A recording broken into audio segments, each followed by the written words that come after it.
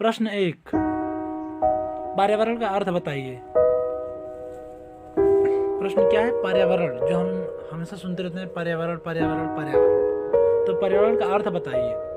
उत्तर होगा पर्यावरण 2 शब्दों से मिलकर बना है, परिधन, आवरण।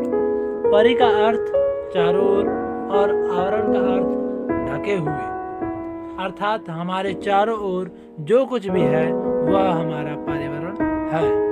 प्रश्न नंबर 2, पर्यावरण कैसी संकल्पना है?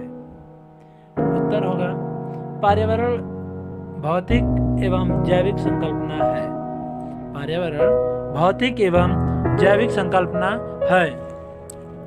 प्रश्न नंबर 3, पर्यावरण के भौतिक तत्वों को कितने समूहों में वर्गीकृत किया जा सकता है?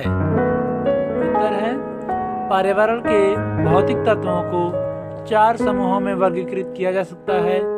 पहला वायुमंडलीय तत्व, दूसरा स्थलजात तत्व, तीसरा जलीय जात तत्व, चौथा स्थितिजात तत्व। 4 तत्व कौन कौन से हैं? वायुमंडलीय तत्व, स्थलजात तत्व, जलीय तत्व, स्थितिजात तत्व। प्रश्न 4, जैविक तत्वों को कितने वर्गों में रखा जाता है?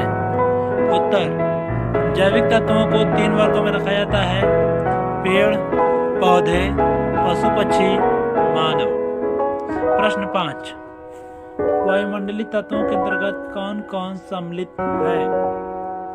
उत्तर सौरिक ऊर्जा एवं प्रकाश, तापमान, वर्षा, आर्द्रता, वायु एवं वायुमंडलीय गैसें आदि वायुमंडलीय तत्वों के अंतर्गत सम्मिलित हैं।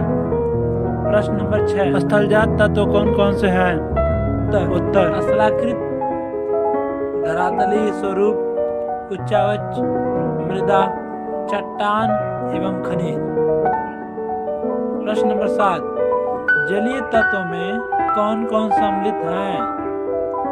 जलीय तत्वों में कौन कौन सम्मिलित हैं?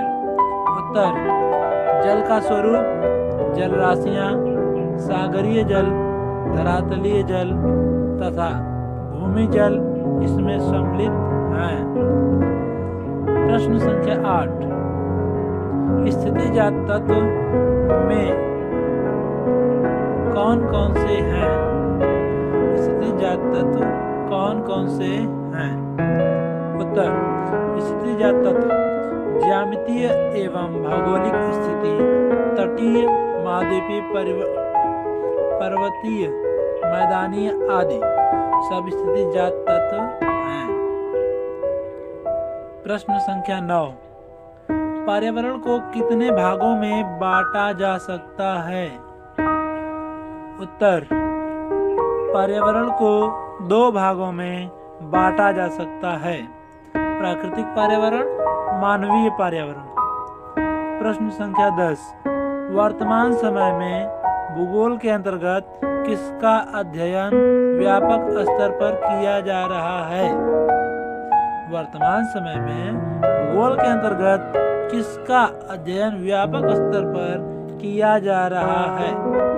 उत्तर वर्तमान समय में भूगोल के अंतर्गत पर्यावरण एवं पारिस्थितिकी तथा पर्यावरण भूगोल जैसे नई शाखाओं का अध्ययन व्यापक स्तर पर किया जा रहा है।